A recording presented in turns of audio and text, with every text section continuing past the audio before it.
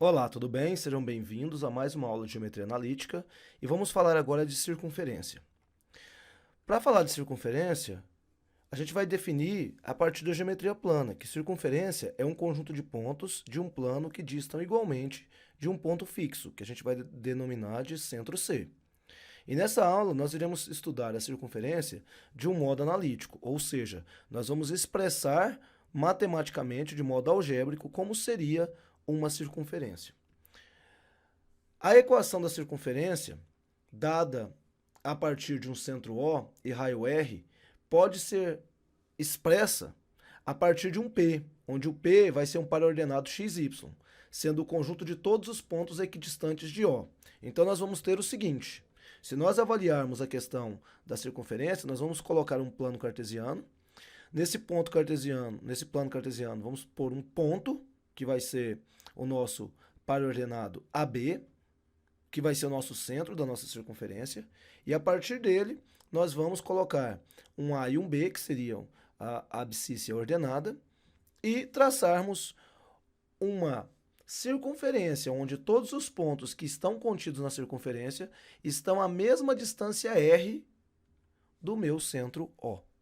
Então, daí vem a ideia de onde nós temos a distância de P até o centro O sendo igual a raiz de x menos a ao quadrado mais y menos b ao quadrado, isso sendo igual a r.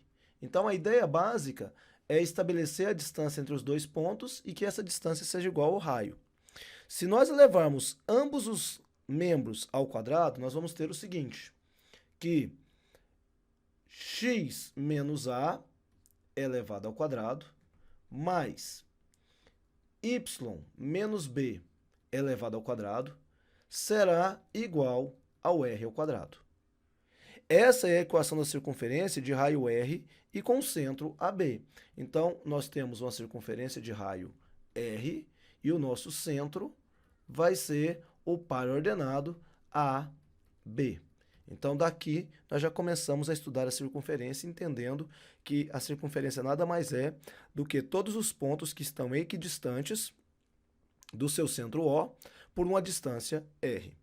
E aí, esse ponto P, X e Y, ele pode estar presente onde foi apontado ali agora, como em qualquer posição dentro da minha circunferência aqui. Então, qualquer ponto que esteja contido na circunferência pode ser representado por esse P de x e y. Daí, o que a gente vai fazer a partir de agora é tentar entender essa equação da circunferência quando ela tiver um centro que é a origem, ou seja, o 0 e 0. Observe que o centro da circunferência, se ele coincidir com a origem, a gente vai ter o seguinte, de novo o plano cartesiano, agora nós vamos colocar uma circunferência que está centrada na origem. É assim que a gente vai colocar esses termos. Bom, se ela está centrada na origem, se a gente pegar novamente aquela ideia anterior, onde o meu centro O ele era um A e um B, e o raio era igual à distância, ou seja, o Rzinho, então, se nós traçarmos essa mesma ideia aqui agora para esse novo plano cartesiano, a gente vai ter que o nosso centro O vai ser igual a 0 e 0, ou seja, a origem. Então, o A fica sendo 0 e o B também fica sendo igual a 0. Lá, a gente tinha colocado que x menos a elevado ao quadrado mais o x menos o b elevado ao quadrado era igual ao nosso r ao quadrado. Mas agora vamos pensar o seguinte, se o a for igual a 0 e o b for igual a 0, então nossa equação fica reduzida a somente r ao quadrado igual a x ao quadrado mais y ao quadrado. Ou seja, essa é a nossa equação da circunferência para quando tratamos de uma circunferência que está centrada na origem. Então, é assim que a gente vai denominar. A equação geral da circunferência. É possível, a partir da equação da circunferência, definirmos a equação normal ou equação geral da circunferência. Para isso, basta desenvolvermos os quadrados que nós temos. Então, pegando de novo aquela forma geral, a gente tinha aqui x menos a ao quadrado mais y menos b ao quadrado vai ser igual ao r ao quadrado. Mas, desenvolvendo o quadrado, eu tenho que x ao quadrado, que seria o quadrado do primeiro, menos 2 vezes o primeiro vezes o segundo, mais o quadrado do segundo, mais quadrado do primeiro, menos 2 vezes o primeiro vezes o segundo, mais o quadrado do segundo, é igual a r ao quadrado. Ou, se nós preferirmos, podemos escrever da seguinte maneira, x ao quadrado mais o nosso y ao quadrado menos o 2, vou colocar ax ao invés de xa, só por uma questão de estética mesmo, menos 2by, também pelo mesmo modo, mais a ao quadrado mais b ao quadrado menos r ao quadrado. Isso é igual a zero. Então, essa seria, à primeira vista, a nossa equação geral da circunferência. Então, muitas equações de circunferências, escritas na forma geral, não nos remete à identificação imediata de seu foco e do seu raio. Para isso, nós podemos usar dois métodos. Então, olha o que eu estou dizendo. Isso aqui, a princípio, não dá para a gente localizar o que vem a ser essa equação geral para poder olhar e falar assim, não, aqui eu consigo tirar o centro e aqui eu consigo tirar o raio da minha circunferência. Então, a partir de agora, a gente vai entender como funciona para a gente poder chegar, a partir da equação geral, no raio e também no centro da nossa circunferência. E o primeiro método é justamente o método da comparação. Em que consiste o método da comparação? Ele consiste em comparar os coeficientes dos termos das duas equações, da equação informada e da equação teórica. Então, o que vem a ser? Eu vou pegar a equação informada e vou igualar a minha equação teórica. Então, vamos pegar um exemplo aqui. X ao quadrado mais y ao quadrado mais 6x menos 4y menos 12. E vou pegar a teórica que eu acabei de apresentar, que seria x ao quadrado mais y ao quadrado menos 2ax menos 2by mais a ao quadrado mais b ao quadrado menos r ao quadrado. Essa seria a nossa ideia inicial. A partir daí, o que a gente vai fazer é trabalhar com o desenvolvimento disso, a partir da comparação. Então, tendo essas informações de que x ao quadrado mais y ao quadrado mais 6x menos 4y menos 12 vai ser igual à teórica, então a gente pode já expressar o seguinte, que o menos 2a vai ser igual a 6. Porque se a gente observar aqui, ó, esse termo e esse termo são termos equivalentes. Então, eu deveria igualar esses dois. Então, daqui eu já tiro que o meu a vai ser 6 dividido por menos 2. Ou seja, o meu a só pode ser menos 3. Também posso, a partir daquela comparação, chegar numa outra solução, que é o seguinte, menos 2b vai ser igual a menos 4, que seria justamente olhar para esse termo e olhar para esse termo. Então, eu chego que o b vai ser menos 4 sobre menos 2. Dividindo os dois, menos com menos dá mais, 4 dividido por 2, nós temos 2 aqui. Então, já temos o a e já temos o b. Então, nós já sabemos quem são a abscissa e a ordenada do centro da nossa circunferência. Para descobrir o raio, a gente vai na forma mais geral de todas, que está aqui. Então, eu vou dizer que a ao quadrado mais b ao quadrado menos o raio ao quadrado tem que ser igual a menos 12, que é justamente esse termo independente aqui. Daí, a gente já tem um valor de a, seria menos 3 ao quadrado, mais o valor de b a gente já tem, que é 2 ao quadrado, menos o r ao quadrado, isso tem que ser igual a 12. Então, aqui eu vou ter 9 mais 4 menos r ao quadrado igual, aqui é menos 12, né? Menos 12. Então, eu vou ter que, no caso, 9 mais 4, 13. 13 menos r ao quadrado é igual a menos 12. Então, se eu passar o 13 para lá, vai ficar menos r ao quadrado igual a menos 25. Então, significa que se eu multiplicar por menos 1, eu vou ter que o r ao quadrado é igual a 25, e por consequência, o meu raio vai ser igual a raiz, mais ou menos, né, a raiz de 5. Então, o meu raio vai ser mais ou menos 5. Como a gente já sabe, o raio ele não pode ser negativo. Então, eu tenho por conclusão o seguinte, que o meu centro O ele vai ser o par ordenado dado por menos 3 e 2. E o meu raio, como só pode ser um valor positivo, vai ser igual a 5 unidades de medida. Então, a partir do método da comparação, é possível estabelecer o centro e o raio da minha circunferência. O detalhe disso tudo é que eu preciso comparar, então, a equação informada com o modelo teórico. Se eu consigo fazer isso, eu consigo chegar no meu desenho, no meu esboço do que seria a minha circunferência dentro de um plano cartesiano. Agora, a gente pode também usar o método de completar o quadrado. Como que seria esse método, né? O método consiste em completar quadrados para fazer com que a minha escrita se torne um quadrado perfeito. Então, olha só, eu tenho um método de completar quadrados que é encontrar os quadrados perfeitos x menos a ao quadrado e y menos b ao quadrado, a partir da equação geral informada. Então, nós temos passos para poder proceder.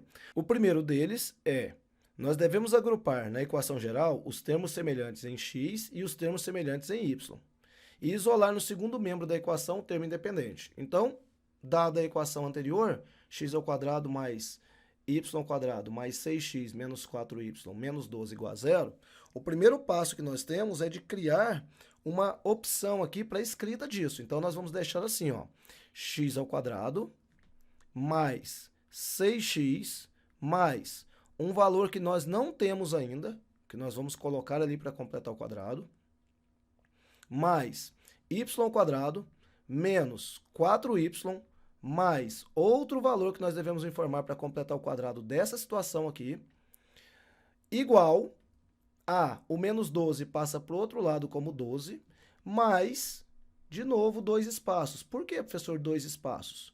Porque se eu coloco um valor de um lado da equação, necessariamente eu preciso compensar essa equação no segundo membro também colocando o mesmo valor.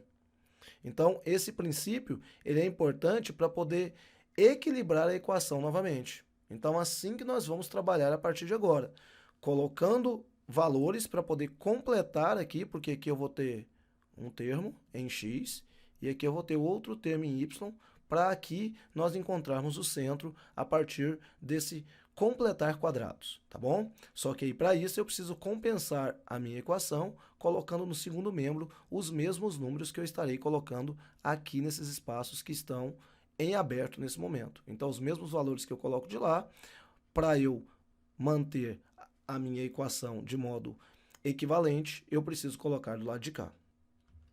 Agora vamos passar para o segundo passo. No segundo passo, os termos a serem introduzidos. Então, nós vamos colocar aqui a nossa equação novamente, agora com aqueles espaços em aberto, e nós vamos pensar em quem seriam esses valores que estão em aberto aqui, ó. Vamos primeiro nesse valor. Para encontrar esse valor, o que eu preciso? Eu preciso fazer o quadrado da metade do coeficiente de x. Então, o que eu tenho que fazer? Eu tenho que pegar esse valor do primeiro termo aqui e tirar a raiz dele. Então, eu vou tirar a raiz de x ao quadrado. O valor da raiz de x ao quadrado é x. A partir daí, eu pego o segundo termo e faço a divisão do segundo termo por esse valor que eu acabei de encontrar. Feito isso, eu vou encontrar então o valor, que no caso, aqui para esse é 6. Eu vou pegar esse valor, vou fazer a metade desse valor e vou elevar ao quadrado.